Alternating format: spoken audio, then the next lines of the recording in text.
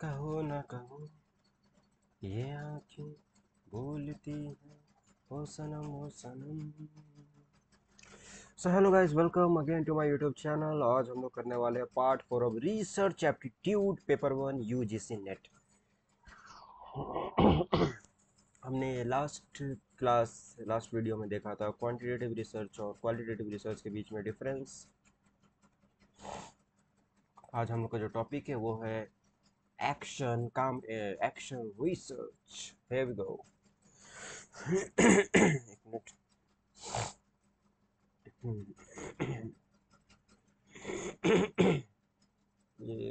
ये खांसी।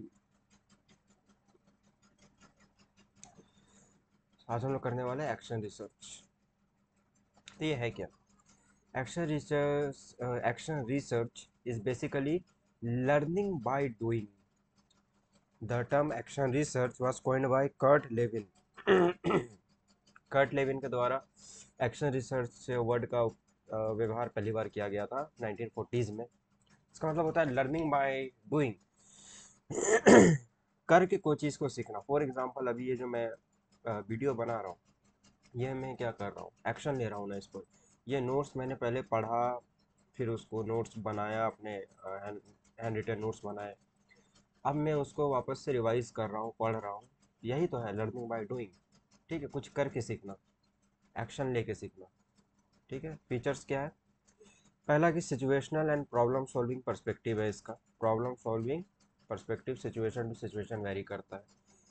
Second, adoption of alternative practices. ठीक है, जैसे फॉर एग्जांपल इसका नोट्स, इसको पहले मैंने बुक से पढ़ा, उसके बाद नोट्स बनाए, अब मैं रिवाइज कर रहा हूँ, तो ये अल्टरनेटिव्स है ना, 1 2 3, और ये सब प्रैक्टिस हो रहा है, अप्लाई हो रहा है। Third point is immediate problematic situation. ठीक, कोई भी प्रॉब्लम, ऐसा सिचुएशन जहाँ पर प्रॉब्लम ऑकर हो रहा है, उसमें एक्शन रिसर्च काफ़ी हेल्प करता है। फोर्थ है को लर्निंग। अब जैसे यहाँ पर मैं आपको सिखा रहा हूँ, बता रहा हूँ, पढ़ा रहा हूँ, तो इसके साथ साथ मेरा भी लर्निंग हो रहा है, तो को लर्निंग। सेल्फ इवेलुएट, खुद के बारे में पता चलता है कि कितना पानी में हो, कितना नहीं। नेक्स्ट देख लेते हैं steps of action research. Action research के क्या क्या स्टेप्स हैं। ज़्यादा कुछ है नहीं इसमें, सिंपल ही है। Planning, then action, then observation, then reflection. इसको इधर से समझते हैं, इस पार्ट से। ठीक है, सबसे पहले फॉर एग्जांपल हमको अगर कोई रिसर्च करना है तो उसके लिए प्लान करना पड़ेगा। ठीक है, प्लान कर लिए, फ्रेमवर्क बन गया। प्लान करने के बाद हमको उस पर्टिकुलर चीज़ पर एक्शन लेना है कि चलो अब मैंने प्लान कर लिया, मुझे स्टेप बाय स्टेप उसको फॉलो करना है। ठीक है, एक्शन लेने के बाद हम लोग जब कुछ रिसर्च करेंगे या कोई काम करेंगे तो फिर उससे हम लोग को ऑब्जर्व करना है कि हम क्या कर रहे हैं, हमसे क्या गलतियाँ हो रही है जो वापस रिपीट नहीं करनी है। ऑब्जर्व करना है, और ऑब्जर्व करने के बाद रिफ्लेक्ट। जो काम हम लोग करेंगे कुछ ना कुछ तो रिफ्लेक्शन उसमें से आएगा ही आएगा। कुछ तो मिरर बताएगा ना, आईना कुछ तो बताएगा कि क्या हो रहा है, कुछ तो कंक्लूजन ड्रॉ होगा, कुछ तो एक आंसर तक पहुंचेंगे। तो plan, then action, then observe, फिर रिफ्लेक्ट। अगर रिफ्लेक्शन होने के बाद, रिफ्लेक्शन या रिफ्लेक्ट होने के बाद भी अगर लग रहा है कि नहीं यहाँ पर और कुछ बेटर हो सकता है, देन हम लोग अगेन फिर इसको प्लान करेंगे। ठीक है, वो प्लान वापस से हो जाएगा रिवाइज्ड प्लान। ठीक है, इस बार चेंजेस करके प्लान करेंगे। फिर अगेन एक्शन होगा, फिर ऑब्जर्वेशन होगा, फिर रिफ्लेक्शन होगा। अगर फिर भी कुछ कमी लगेगा तो सो ऑन, हम लोग फिर से रिवाइज प्लान बनाएंगे, ऐसे कर करके तब तक करेंगे जब तक एक रिसर्चर सेटिस्फाइड नहीं हो जाता है। नेक्स्ट है मिक्स्ड रिसर्च। ठीक है, मिक्स रिसर्च नाम से पता चल रहा है कि दो या दो से ज़्यादा रिसर्च का मिक्सचर होगा यहाँ पर। क्वांटिटेटिव रिसर्च में इन्वॉल्व क्वालिटेटिव रिसर्च एलिमेंट्स। ठीक है, क्वांटिटेटिव रिसर्च में हो सकता है क्वालिटेटिव कुछ एलिमेंट्स हो, कुछ एस्पेक्ट्स हो। As quantitative research is generally well known, it may be useful to outline when qualitative research is needed. ठीक है, क्या कह रहा है? As quantitative research is generally well known, जैसा कि क्वांटिटेटिव रिसर्च पहले से पता होता है, डाटा, क्योंकि उसमें रॉ डाटा है। It may be useful to outline when qualitative research is needed, तो वहाँ से एक आउटलाइन फ्रेमवर्क मिल जाएगा कि कब क्वालिटेटिव रिसर्च का जरूरत वहाँ पड़ेगा। Classification on the basis of concept. इसमें देखिए क्या क्या क्लासिफिकेशन आता है। कॉन्सेप्चुअल रिसर्च, दूसरा empirical research. Conceptual used by philosophers to develop new concepts और री इंटरप्रेट एग्जिस्टिंग कॉन्सेप्ट। ठीक है, फिलोसोफर्स यूज करते हैं टू डेवलप न्यू कॉन्सेप्ट्स, नया कॉन्सेप्ट को खोजने में, या री इंटरप्रेट एग्जिस्टिंग कॉन्सेप्ट, कोई कॉन्सेप्ट पहले से एग्जिस्ट करता है उसको और अच्छा से इंटरप्रेट एक्सप्लेन कर रहे हैं। नेक्स्ट है empirical research, again relies on किस पर, एक्सपीरियंस और ऑब्जर्वेशन पर ये रिलाई करता है। Triangulation makes use of multiple data sources to get a complete understanding of the social phenomenon. ठीक है, ये एक टर्म है, रिसर्च में यूज़ किया जाता है। Triangulation makes use of multiple data sources, use करता है मल्टीपल डेटा सोर्सेज को to get a complete understanding of the social phenomena. Phenomena मतलब फैक्ट। ठीक है, मल्टीपल डेटा सोर्सेज ही यूज़ करके हम लोग किसी फैक्ट को और बेहतर समझ रहे हैं तो उसको ट्रायंगुलेशन बोलेंगे। Moving forward, steps of research, ये मेन है, यहाँ से हम लोग का मेन रिसर्च कह सकते हैं कि स्टार्ट हो रहा है कि what are the steps of research. अच्छा, ये आज हम लोग कंप्लीट करने वाले हैं कहाँ तक, मैं पहले बोल दूँ।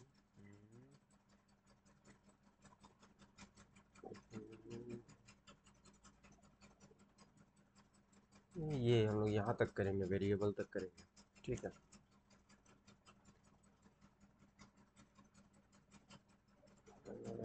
यहाँ तक हम लोग करके रखेंगे, दाग लगा देते हैं, भूल जाते हैं भाई बार बार।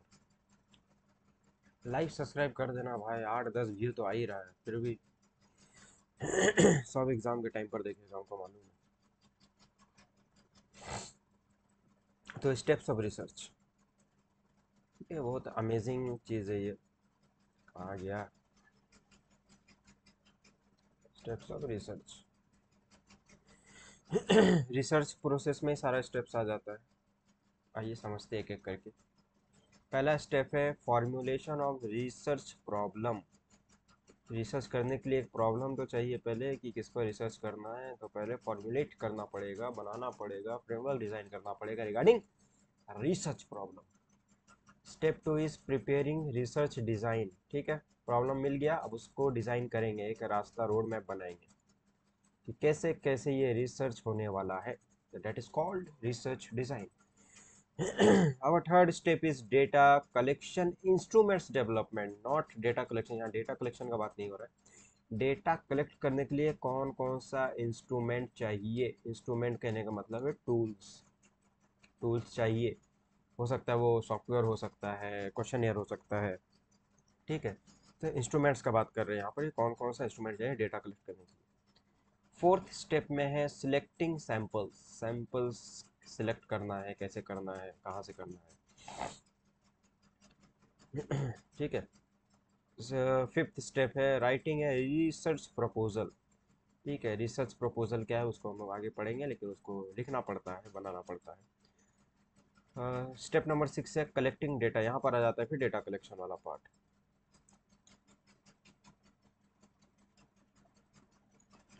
ठीक है, स्टेप 6 में डेटा कलेक्शन, स्टेप 7 में है डेटा एनालिसिस, सबसे बड़ा पार्ट यही होता है।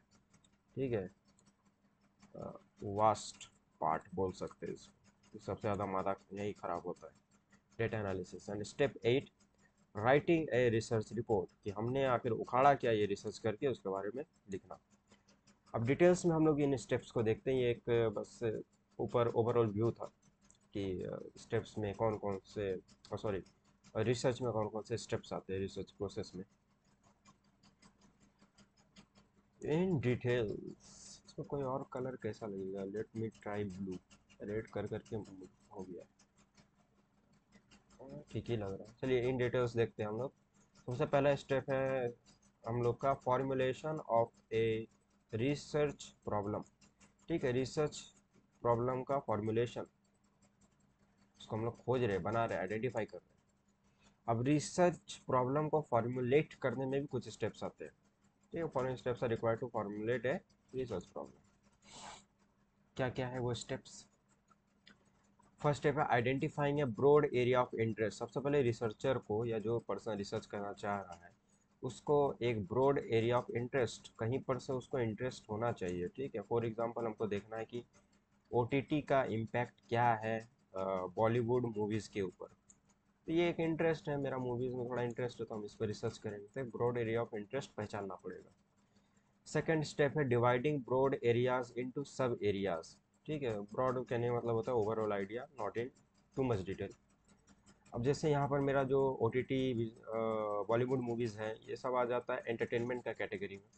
इसको मैं और भी तोड़ सकता हूँ कि for example O T T एक एरिया हो गया, या सिर्फ बॉक्स ऑफिस एक एरिया हो गया, या क्या बोलेंगे एंटरटेनमेंट में और भी आ सकते हैं, for example Hindi web series, English web series. ठीक है, ये सब एक अलग अलग सब एरियाज हो गए एक ही इंटरेस्ट के। थर्ड स्टेप है रिसर्च प्रॉब्लम का, focusing on and selecting an area of interest. For example मेरा जो फोकस है, मेरा जो ज़्यादा इंटरेस्ट है वो है ओ टी टी के ऊपर, तो मैं उसको लेकर रिसर्च करूँगा। स्टेप फोर है identifying the gaps and raising research question. ठीक है, उस रिसर्च में हो सकता है पहले से कुछ रिसर्च हुआ हो तो उसमें से गैप फाइंड आउट करना, और रिसर्च क्वेश्चन को फाइंड आउट करना, या ऑब्जेक्टिव्स को भी फाइंड आउट हम लोग कर सकते हैं। रिसर्च क्वेश्चन मतलब ये क्यों हुआ, कैसे हुआ, पहले क्यों नहीं हुआ, अब क्यों नहीं हो रहा है, इस टाइप से। स्टेप फाइव आ गया फॉर्मुलेशन ऑफ ब्रॉड ऑब्जेक्टिव्स। हाँ, मतलब ऑब्जेक्टिव्स तो चाहिए ही चाहिए, मस्ट। तेरे मस्ट मस्ट दो नैन मेरे दिल का ले गए चैन, मेरे दिल का ले गए चैन, तेरे मस्ट मस्ट दो नैन जो है। तो ब्रॉड ऑब्जेक्टिव्स, ऑब्जेक्टिव्स का होना मस्ट है। ऑब्जेक्टिव से ही हम लोग फिर हाइपोथेसिस बनाते हैं। अभी हाइपोथेसिस के हम लोग आगे पढ़ेंगे। ठीक है, H0 H1। स्टेप सिक्स है assessing and reviewing objectives. Assess करेंगे, रिव्यू करेंगे कि ऑब्जेक्टिव्स अचीवेबल भी है कि नहीं है।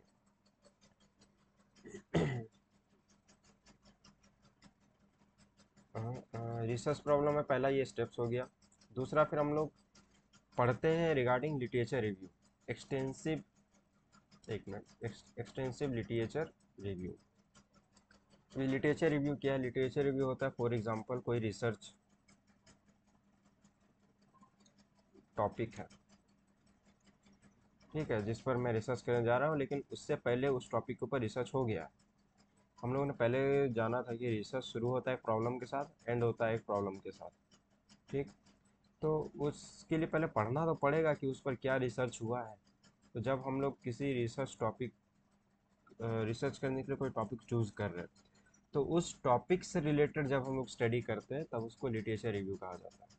इसके भी कुछ ऑब्जेक्टिव्स है कि better clarity and focus to the research problem. इससे रिसर्च प्रॉब्लम और ज़्यादा क्लियर हो जाता है, फोकस कर सकते हैं कि अच्छा ये रिसर्च हो गया है तो इस पर नहीं करके कुछ और एस्पेक्ट को फोकस किया जाए। Improve the research methodology. ठीक है, क्योंकि लिटरेचर रिव्यू में जनरली रिसर्च मेथोडोलॉजी दिया रहता है कि कौन किस टाइप का टेस्ट हुआ है, किस टाइप का एनालिसिस हुआ है, तो वहाँ से भी हम लोग समझ सकते हैं कि क्या बेस्ट होगा मेथोडोलॉजी में। Contextualise the findings. ठीक है, फाइंडिंग्स फिर अगर हम कोई रिसर्च कर रहे हैं बिना लिटरेचर रिव्यू पढ़े, और मेरा रिजल्ट एकदम सेम आ गया कि उससे पहले कोई वो रिसर्च कर चुका था, तो मेरा रिसर्च करने का तो फ़ायदा है नहीं। तो हमको उस कॉन्टेक्स्ट में लेके ले जाके फाइंडिंग्स निकालना पड़ेगा। ठीक, आई होप क्लियर हो गया होगा। मेन कंसिडरेशंस इन सिलेक्टिंग ए रिसर्च प्रॉब्लम। रिसर्च प्रॉब्लम को सिलेक्ट करने में क्या क्या कंसिडर करना चाहिए? इंटरेस्ट होना चाहिए भाई, मैनेजेबल मैग्नीट्यूड। ठीक है, कि मैनेज कर पाओ आप उस लेवल को, कि आप जिस लेवल पे रिसर्च को कंडक्ट करना चाहते हो। कंसेप्ट मेजरमेंट, कंसेप्ट क्लियर होना चाहिए, पहले से आइडिया होना चाहिए। लेवल ऑफ एक्सपर्टाइज, आप कोई भी मुंह उठा के रिसर्च नहीं कर सकता, उसको नॉलेज होना चाहिए कि कैसे एक प्रॉपर रिसर्च किया जाता है। रेलेवेंस, जो भी रिसर्च होगा या उसके लिए डेटा होगा या उससे रिलेटेड लिटरेचर भी होगा, सब रेलेवेंट, इंपॉर्टेंट, एकदम नेसेसरी होना चाहिए, क्योंकि गलत रिजल्ट गलत रिसर्च कंक्लूजन देता है। Availability of data, data available भी होना चाहिए। कुछ ऐसा टॉपिक नहीं चूज रही कि जिसके लिए डेटा ही अवेलेबल नहीं है, तो फिर फ़ायदा क्या रिसर्च करने में। Ethical issues. ठीक है, जो भी रिसर्च होगा वो एथिकली कंडक्ट करना है, बायसनेस नहीं होना चाहिए, यही सब। अब आ जाते हैं थोड़ा कंसेप्ट्स एंड वेरिएबल्स के ऊपर, क्योंकि कंसेप्ट क्लियर होगा, वेरिएबल्स के बारे में पता रहेगा, तो रिसर्चर ज़्यादा क्लियर रिसर्च कर सकता है। Concepts are mental images and not directly measurable. Concept mental images, मैंने कंसेप्ट सोचा, मुझे इस पर रिसर्च करना है, तो अब सोच को कैसे मेज़र कर सकते हैं? नहीं कर सकते ना। concepts have to be made measurable in a form that data can be collected in an easy manner। Concept को एक मेजरेबल फॉर्म में बदलना पड़ेगा, जिसको हम लोग आसान भाषा में वेरिएबल बोलते हैं। Anything capable of assuming different values is known as variable. कोई भी ऐसा चीज़ जिसको हम लोग मेजर कर सकते हैं अलग अलग वैल्यूज में, उसको वेरिएबल कहते हैं। अब टाइप्स ऑफ वेरिएबल क्या है?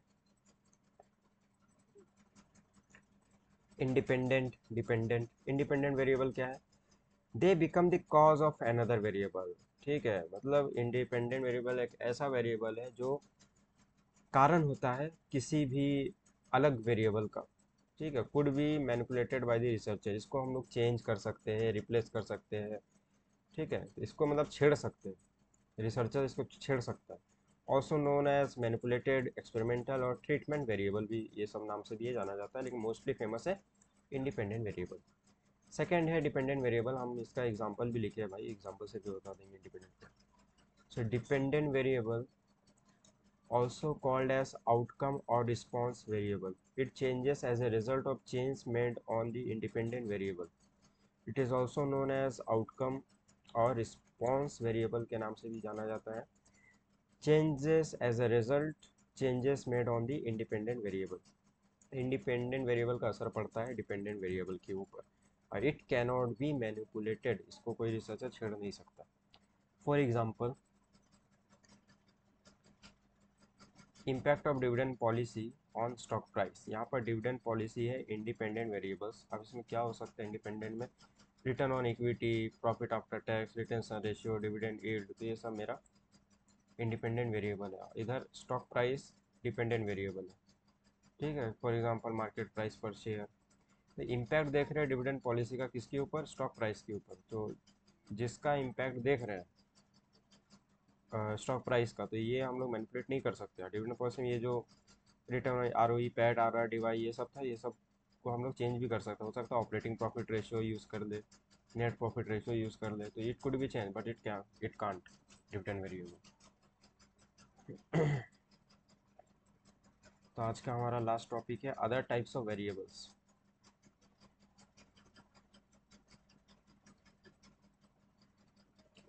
Continuous, constant, dichotomous, polytomous, intervening and extraneous variable.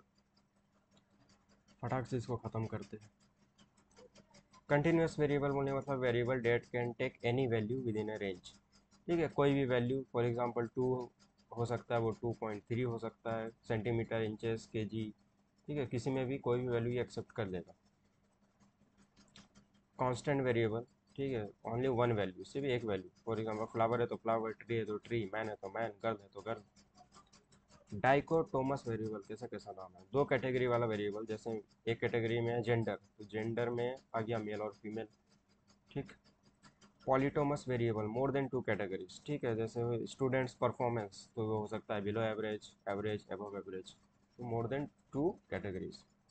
Intervening variables, link between independent variable and dependent variable. ठीक है, फॉर एग्जांपल स्मोकिंग का इम्पैक्ट देख रहे हैं लंग कैंसर के ऊपर, तो लंग कैंसर हो गया हम लोग का डिपेंडेंट वेरिएबल, और स्मोकिंग हो गया इंडिपेंडेंट वेरिएबल। लेकिन इस बीच में एक और वेरिएबल घुस जाएगा, घुस सकता है। जैसे स्मोकिंग का वजह से टिश्यू डैमेज होता है, और टिश्यू डैमेज की वजह से लंग कैंसर होता है। यहाँ जो टिश्यू डैमेज वाला वेरिएबल है उसको हम लोग बोलेंगे इंटरवेनिंग वेरिएबल। नेक्स्ट है एक्स्ट्रानियस वेरिएबल। ठीक है, नाम में ही इसका एक्स्ट्रा है, मतलब कुछ एक्स्ट्रा वेरिएबल के बारे में बात होगा। Relationship between independent variable and dependent variable, it may directly affect the dependent variable और may combine with the independent variable to produce an effect. ठीक है, इसका रिलेशनशिप अगेन है इंडिपेंडेंट वेरिएबल और डिपेंडेंट वेरिएबल के साथ। डायरेक्टली अफेक्ट करता है डिपेंडेंट वेरिएबल को, या फिर इंडिपेंडेंट वेरिएबल के साथ मिल के ये कारण बन जाता है कि इसके वजह से कुछ इम्पैक्ट आ रहा है डिपेंडेंट वेरिएबल के ऊपर। वो पता है, घंटा को समझ आया होगा, इसको एग्जाम्पल से देखते हैं। Listening to music improves students test score. For example, गाने सुनने से स्टूडेंट का जो टेस्ट का मार्क्स है वो बढ़ जाता है। यहाँ पर जो म्यूजिक है वो हो गया इंडिपेंडेंट वेरिएबल, और टेस्ट का जो स्कोर है वो हो गया डिपेंडेंट वेरिएबल। अब जैसे sleep was not my variable but it is affecting this scores hence sleep is an extraneous variable. अब इन सब में क्या है कि गाना सुनने से नंबर अच्छा आता है, लेकिन ये तो मेरा माना हुआ हो सकता है कि स्लीप सोना सोने की वजह से भी अच्छा मार्क्स आ रहा हो। ठीक है, और सोने की वजह से जो मार्क्स है वो ज़्यादा अच्छा मतलब इम्पैक्ट हो रहा है, उसका मार्क्स बढ़ रहा है। तो स्लीप लेकिन मेरा वेरिएबल तो था नहीं, लेकिन ये जो गाना सुनना और एग्ज़ाम देने का बीच में है, तो सोना भी तो डेली हम लोग सोते हैं भाई, तो वो भी एक वेरिएबल हो सकता है। हो सकता है हमको लग रहा है म्यूज़िक की वजह से मार्क्स अच्छा रहा, लेकिन हो सकता है अच्छा सोने की वजह से मार्क्स अच्छा रहा।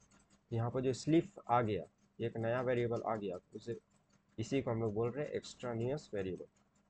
सो थैंक यू सो मच, आज हम लोग के लिए बस यहीं तक था, कल स्टार्ट करेंगे डेटा मेजरमेंट स्केल।